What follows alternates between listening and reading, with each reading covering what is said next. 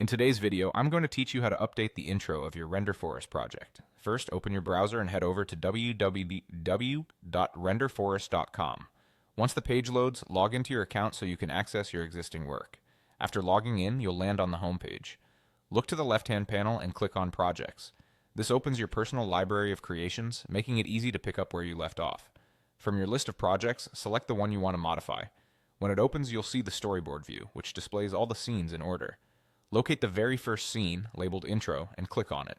This is usually the opening reveal of your video, so it's a great place to make a strong first impression.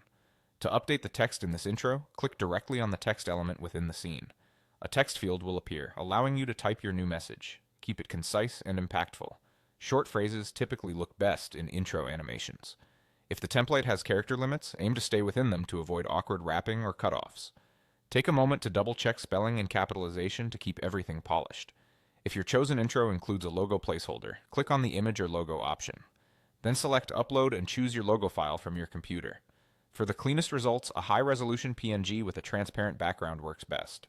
After uploading, you may see options to crop or adjust the placement. Make sure your logo is centered and not clipped. If the template allows scaling, avoid making the logo too small or too large so it remains sharp and balanced within the frame. Next, look for the Colors option. If it's available for your template, use it to match the video's palette to your brand. Choose primary and accent colors that complement your logo and ensure strong contrast for readability. Subtle tweaks here can make the entire intro feel on-brand without overwhelming the animation.